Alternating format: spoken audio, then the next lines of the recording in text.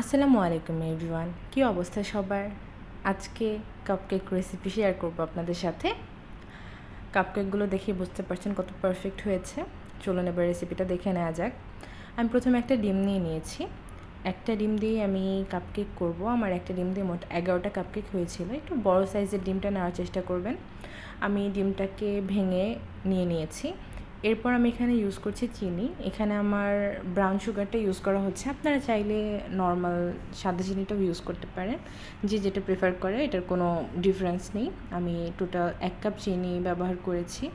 এরপর এটাকে আমি বিটার দিয়ে বিট করে নিচ্ছি। এখানে বলে রাখি যে বিটার দিয়ে বিট করতে হবে কাপকেকের এই ব্যাটারটা, এরকম কোনো স্পেসিফিক সিস্টেম নেই আর কি।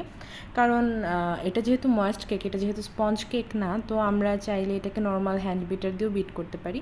বাট আমার কাছে যেহেতু ইলেকট্রিক বিটার আছে, এই জন্য আমি ইউজ করছি। এরপর আমি দিয়ে দিয়েছি 1/2 কাপ দুধ এবং 1/2 কাপ সাদা তেল। আপনি এখানে সয়াবিন তেল, সানফ্লাওয়ার অয়েল যে কোনো কিছু ব্যবহার করতে পারেন।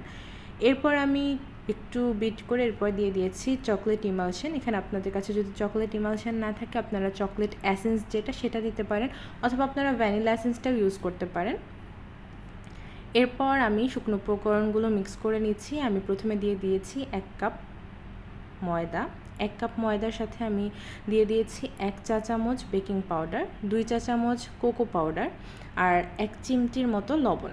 তো আপনারা যারা ভ্যানিলা এসেন্স ইউজ করবেন, তারা কোকো পাউডারটা একটু বেশি দেওয়ার চেষ্টা করবেন, কারণ ভ্যানিলা এসেন্সের সাথে যেহেতু চকলেটের কোনো ফ্লেভার নেই, আপনারা কোকো পাউডারটা একটু বেশি ইউজ করলে আপনারা কোনো তারতম্য বুঝতে পারবেন না আসলে।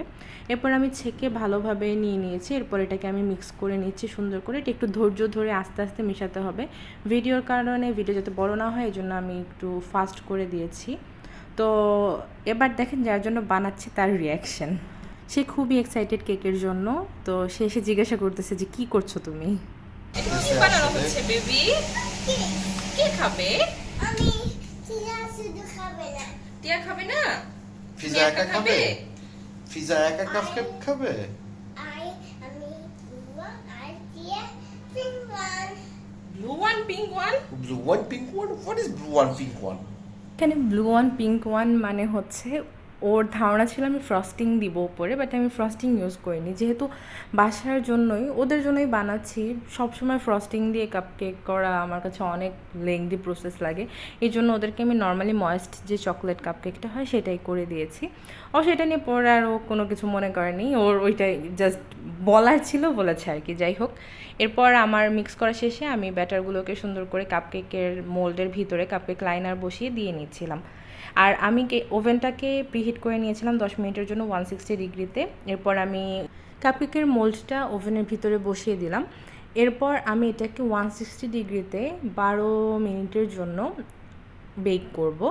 এটা আপনাদের ওভেনের টেম্পারেচারের উপর নির্ভর করে যে আসলে কতটুকু সময় লাগবে এবং কোন টেম্পারেচারে কাপকেকটা পারফেক্ট হবে। তো এটা একবার বানালে আসলে বোঝা যায় যে আমার টেম্পারেচার কত সিলেক্ট করতে হবে। আর মিনিট 2-1 মিনিটের এদিক সেদিক হয়, এর থেকে বেশি কিছু না। আর এই তো আমার কাপকেক হয়ে গিয়েছে। এটার ফাইনাল লুক আপনারা দেখতেই পাচ্ছেন, খুব সুন্দর ময়েস্ট কাপকেক হয়েছে এবং খেতেও আলহামদুলিল্লাহ অনেক ভালো ছিল। আপনারা ট্রাই করে দেখতে পারেন।